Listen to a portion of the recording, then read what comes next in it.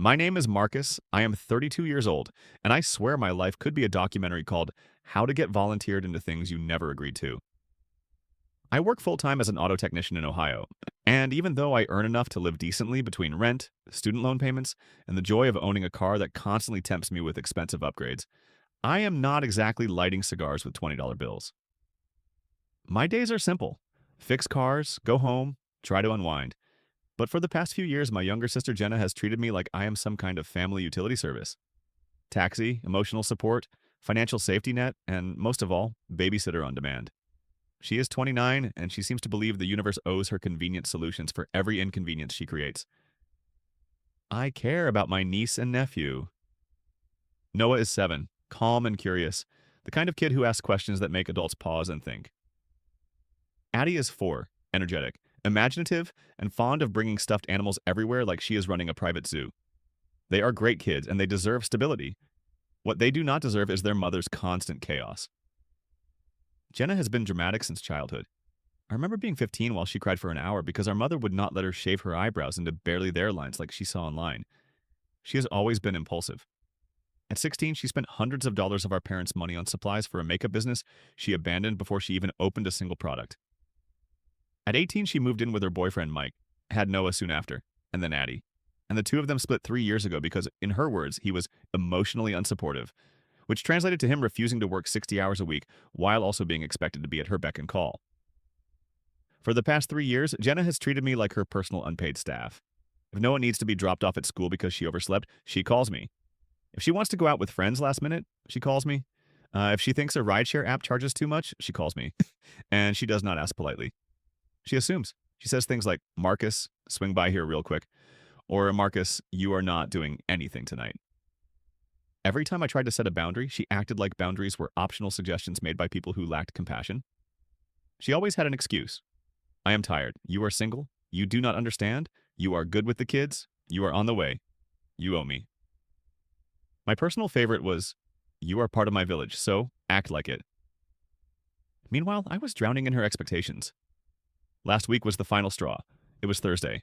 I had just finished work after a long, greasy, exhausting day. My hands smelled like motor oil, my back ached, and I wanted nothing more than to go home, microwave leftovers, and watch something brain-numbing. At 4:52 in the afternoon, my phone buzzed. It was Jenna. She said she needed a ride to Target and that it was on my way home anyway. I should have said no. I should have told her I was not available. But I was tired and did not want an argument. She said she would be outside in 2 minutes. When I pulled up, she was standing there with both kids, looking frazzled, like she was already 3 steps behind in some imaginary schedule. She opened my back door, buckled Noah and Addie in without explaining anything, tossed 2 snack bags onto the floor, and climbed into the front seat. She said she just needed something real fast. I said fine. Then she said, "Actually, can you take me to the outlet mall first because it closes soon?" I stared at her because the outlet mall is 20 minutes away from Target and nowhere near my route home. She said, "What? You are already here," and shrugged like I was a rideshare driver complaining about traffic. I reminded her that she had her kids with her. She waved that off and said, "They love hanging out with you," and she said it in that tone that made it sound like I was making a big deal out of nothing. I did not want to start a scene in the parking lot with her kids listening, so I reluctantly began driving. She acted like nothing was wrong, humming to the radio while scrolling for coupons on her phone. By the time we got to the outlet mall, Addie was already getting fussy. Her coat was half-zipped, her cheeks were red, and the snack Jenna tossed at her had fallen under her seat. Noah said his tablet died and he was bored. Jenna did not care. She told me she would be 5 minutes. She took 25. She came out with a bag of clothes like she had just discovered treasure. Then she said, "Since we are already here, can we stop at Old Navy?" Then after that, she wanted to check a discount home store, just to look. Every time she left the car, the kids got more restless. At the second stop, Addie started crying because she was hungry. Noah kept saying he needed a bathroom. I was stuck in the car trying to soothe 2 children I had never agreed to watch. I texted Jenna that she needed to hurry. She replied with 1 sec, in the most dismissive tone she could manage. By the time we reached the home store, I felt my patience unraveling one thread at a time. Jenna hopped out, said, "I promise I will be fast," and disappeared inside like a magician. I watched the kids in the rearview mirror. Addie was rubbing her eyes, sniffling, and her little dinosaur was on the floor. Noah looked uncomfortable, holding his stomach and shifting in his seat. I thought about all the times she had done this to me, all the times she assumed that my time, energy, and responsibilities belonged to her the moment she snapped her fingers. I finally cracked. I searched online for a local babysitting service that my coworker recommended. They had someone available immediately. She said she could meet me within 15 minutes. I agreed, gave her my location, and then tried to calm the kids by telling them someone nice was going to take them to get food. The sitter arrived, a woman in her 30s with a bright smile and a clipboard. She talked gently to the kids, helped them out of their seats, and told me she would take them to a supervised play area near the shopping center. She confirmed the rate and said she would text me updates. The total cost for 2 hours, plus the tip I added because I felt guilty for how chaotic this was, came to $140. When Jenna finally walked out of the store carrying a bag with 2 decorative throw pillows, she looked like she had just completed a spiritual journey. Then she saw the empty back seat. Her expression went from placid to panicked in half a second. She looked at me and demanded to know where her children were. I explained calmly that they were with a professional sitter because I was not her unpaid childcare provider and I had not agreed to watch them. She exploded. She accused me of being irresponsible, dramatic, controlling, and a dozen other things. She kept saying things like, "You could have just watched them like a normal brother," and "Why would you traumatize me like this when you know I am stressed?" I said that she could pick them up from the sitter and that I already had the receipt for the service. When we reached her house, I handed her the printed receipt that the sitter had texted to me. She took one look at the total, crumpled the paper, and threw it toward my dashboard. She said she was not paying and that I was insane for making this into a big deal. She stormed into her house while still yelling about how selfish I was. The next morning, I woke up to 67 missed calls, 45 from her, 8 from our mother, 4 from Mike, and 10 from numbers I did not recognize. My mother's voicemail said I needed to apologize because I had humiliated Jenna. Mike said he heard I abandoned his kids in a parking lot, which I obviously did not. The unknown numbers were probably her friends. My phone buzzed so much it felt like it might vibrate itself off the nightstand. I sat there in bed, staring at my phone, feeling overwhelmed. I knew Jenna had twisted the story. I knew she would never admit she was wrong, but I had never done anything like this before. So I opened my laptop, went to the AITO forum, and started typing out everything exactly as it happened. Because I genuinely wondered if I'd gone too far. My mother showed up at my apartment that afternoon without warning. She did not call, she did not text. She just knocked on my door with the force of someone serving a warrant. I opened it, and she stood there with the kind of expression she only uses when she has already chosen a side in an argument and is now ready to deliver the verdict. She walked in without waiting for me to invite her, took off her coat like she lived there, and announced that Jenna was beside herself and telling everyone that I had practically kidnapped her children. Hearing that made the vein in my forehead twitch. I tried to explain the entire situation calmly. I told her how Jenna had dumped the kids into my backseat without warning, dragged me across 3 stores for over an hour, left her children hungry and uncomfortable, and treated me like an unpaid nanny while she went on a personal shopping trip. I described how Addie sobbed because she was hungry and Noah needed a bathroom, and how Jenna ignored every message I sent. My mother listened, but she had that tight-lipped look she gets when she already wants to blame me. When I finished, she sighed and said that I should have just watched them, that I knew how hard Jenna had it. That is the part that always makes me feel like I am living in an alternate universe. Jenna makes her own life hard. She does not plan, she does not keep a schedule, she does not budget her money, she does not ask for help in any reasonable way, and she never takes accountability. The moment anything becomes mildly inconvenient, she pushes it onto someone else and then collapses if they dare to push back. And somehow my family always acts like she is a fragile antique vase and I am the bull running around the house knocking her over. I told my mother that I was not going to apologize and that I was not paying for the sitter myself. She immediately said that someone had to pay because Jenna could not afford it, and that line almost made me laugh out loud. She had spent $180 the day before on throw pillows, blankets, and a neon sign that said something about manifesting good vibes. I reminded my mother of this, and she brushed it off by saying that Jenna deserved something nice for herself because motherhood was stressful. A few minutes later, my phone rang. It was my father. He rarely involves himself in conflicts, especially ones involving Jenna, because he believes the best approach is to stay neutral. But even he said that I should have handled things differently. When I asked him how, he did not have an answer. He said he did not want to argue and that I should try to keep the peace. That is always the line he uses when he does not know how to address Jenna's behavior. Just keep the peace. Translation: Let Jenna do whatever she wants and do not upset her. Meanwhile, my sister was sending me walls of text that looked like emotional gymnastics routines. One message claimed that I had traumatized her children by letting a stranger take them to a play area, even though the sitter was licensed, background checked, and recommended by multiple families at my shop. Another text accused me of being cold and uncaring, insisting that I should be a role model for her kids instead of acting like a villain. She wrote paragraphs about how hard it was to be a single mother, and how I should be stepping up to help her more since we were family. Then she followed that with a dramatic declaration that she did not need anything from me ever again, and that she was cutting me off completely. I sat on my couch reading those messages, feeling a mix of exhaustion and disbelief. It was like she wanted me to feel guilty, responsible, and obligated all at once, while also insisting she was independent and did not need me. It was the usual contradiction that defined most of her decisions. My mother kept hovering around my living room, giving me disappointed stares and repeating that I needed to smooth things over. I told her I was not going to reward Jenna's behavior by apologizing or pretending I had done something wrong. My mother left soon after, still insisting that I needed to be more understanding. I tried to ignore my phone for the rest of the evening. I watched a movie, made dinner, and tried to relax. But my phone kept buzzing with more messages from Jenna, each one angrier or more tearful than the last. She alternated between accusing me of betrayal, scolding me for not caring about family, and insisting that she was the victim. She wrote about how she had cried all morning and how all she ever wanted was help. She conveniently left out the part where she expected that help without ever asking, thanking, or planning for it. The next morning was quiet.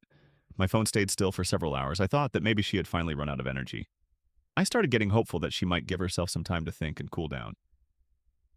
That hope lasted until early afternoon when my phone lit up with a new message from her. It was short and contained none of the dramatic flair she had used the night before. It said that her car was acting weird and she needed me to pick up Noah from school. I looked at the message. After all the accusations, after the meltdown, after claiming that she did not need anything from me and that I had traumatized her children, she still expected me to drop everything and run to the rescue less than 24 hours later. I did not even respond. The next problem hit less than a week later, and it was the kind of discovery that makes you stop whatever you are doing and stare into the distance like a character in a documentary about generational dysfunction. Apparently, Jenna listed me as Noah's and Addie's emergency contact at their school. She never asked me, never mentioned it, never hinted at it. She just put my name and number on the form because she assumed I would always be available whenever her life spiraled into another one of her chaotic episodes. I found out when the school called me at 3:15 in the afternoon. I was at work, in the middle of replacing a control arm on a truck, covered in axle grease, holding a wrench, and thinking about nothing more complicated than whether or not I wanted tacos for dinner. The phone rang, and the school secretary asked if I was picking Noah up, because his mother had not responded to any calls. I froze mid-repair, wondering why my life was turning into a public service announcement about boundaries. I told them I was at work and could not leave, and that they needed to reach Jenna or Mike. They said they had already tried Jenna with no success, but they would try calling again. I heard the exasperation in the secretary's voice, and I felt a familiar frustration tighten in my chest. A few minutes later, the school called me again to say they still had not reached her, and now they were trying Mike. I repeated that I could not leave work, and that they needed to contact the actual parents. While the school scrambled to reach someone, I stood there in the garage bay feeling like I was being sucked back into the same cycle my sister always created.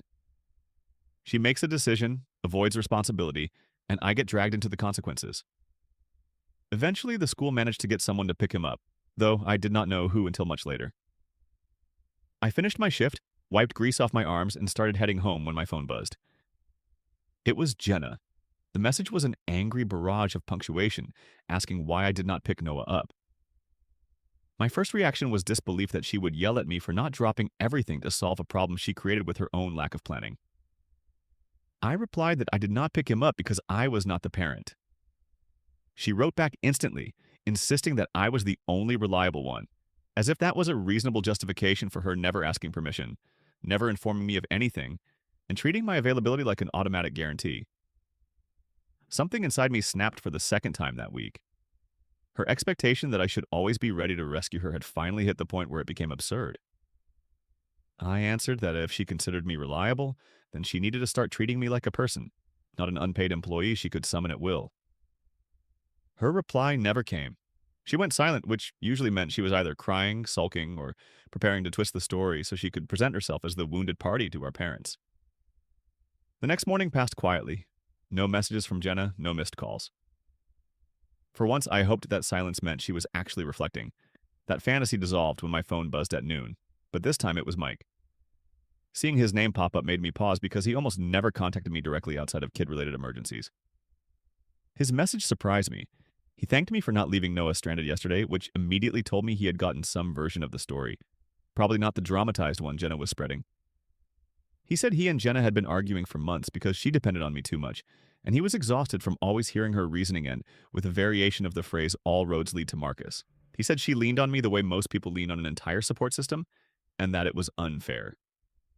Standing there in the parking lot behind my shop, reading that message, I felt a strange mix of shock and relief. For years, I had been saying this exact thing and being dismissed by my family as overly sensitive or dramatic. Jenna treated my time as free labor, my stability as her safety net, and my patience as an infinite resource. Every time I tried to point it out, they said she had more on her plate than I did, and that I needed to be understanding. Hearing Mike confirm that she had worn him down with the same behaviors was like finally getting an outside expert opinion after years of shouting into a void. It was the first time someone in this family admitted what I've been feeling for years. Yesterday felt like the kind of day that comes out of nowhere and knocks you sideways. I was cleaning up my apartment after work, thinking about nothing heavier than whether I had enough leftovers for dinner, when I heard a knock at my door. It was not the frantic pounding Jenna usually uses when she wants something, and it was not the hesitant tapping she uses when she is about to cry. It was steady, quiet, almost formal. When I opened the door, she was standing there alone. No kids clinging to her legs, no car seats, no shopping bags, no look of frantic desperation. Just Jenna, holding her purse like she was walking into a job interview. She walked inside without asking and sat at my kitchen table with the posture of someone preparing for an evaluation. It felt like I was about to tell her whether or not she qualified for benefits. I braced myself for another emotional guilt trip, another tirade about how I let her down, or another attempt to convince me to pick up responsibility she had dropped. Instead, she surprised me before she said a single word because she looked tired, not in the dramatic, helpless way she usually presented herself, but in the way a person looks when they have finally hit a wall and recognized the damage they caused in the process. She told me she had talked to her therapist. I did not even know she had one. I had assumed she stopped going years ago after the breakup with Mike, because she used to treat therapy like a trendy accessory she forgot she owned. But apparently she had gone recently, and for once she had actually listened. She said the therapist told her she had dependency patterns, and hearing that phrase come out of her mouth made me sit down. It was surreal. She admitted she used me as a crutch. She admitted she assumed I would always show up, always fix everything, always rearrange my life around hers. She said she was angry not because I hired the babysitter, but because that was the first time she had experienced what life looked like when I refused to fill in all the gaps she left behind. Listening to her say these things felt like watching a dam crack. All the years of frustration, resentment, and pressure suddenly made sense to her in a way they never had before. It was uncomfortable because I had never expected to hear these words from her. I had spent most of my adult life assuming she would never take ownership of anything, that she would always blame stress, circumstance, or the nearest person who cared enough to stay in her orbit. Then she reached into her purse and pulled out the babysitter receipt. It looked like it had been through a washing machine, then stomped on, then used as a tissue during a meltdown. She smoothed it on the table like it was some kind of relic from a traumatic expedition. She opened her phone, scanned the numbers, and sent me the full amount through Venmo. Then she added $20 with a note that said, "For the stress." I stared at the notification, half expecting it to be a joke, half expecting her to ask for it back in 5 minutes. But she sat there, waiting, not defensive, not snippy, not smug, just acknowledging reality. The next thing she said was even more unexpected. She told me she was updating the school forms so I was no longer listed as the emergency contact without my consent. She said she was arranging consistent weekly childcare instead of relying on my schedule. She mentioned she was looking into a second part-time job to help with expenses rather than calling family every time she hit a financial wall. Every sentence felt like a reversal of habits I thought she would never break. I did not expect an apology. I did not expect reflection. I certainly did not expect accountability. But somehow, after years of chaos and emotional dependency, Jenna finally had a moment where she saw the full picture and understood the weight she had placed on me. We are not suddenly a perfect pair of siblings. She still sends me TikToks of home decor she wants to buy, even though she does not need a seventh throw blanket. She still talks faster than she thinks and still jumps into decisions with no plan attached. And I still roll my eyes at half the things she says. But she has not asked me for a ride, babysitting, money, or emergency errands in 2 weeks. That is the longest stretch of my adult life where she has treated me like a brother instead of an unpaid Uber driver or childcare provider. For the first time, I feel like I exist in her life as Marcus, an individual with boundaries, not a permanent safety net designed to catch her every fall. It feels strange, not in a bad way, but in a way that makes me realize how much pressure I had gotten used to carrying without noticing the weight. So, Ida,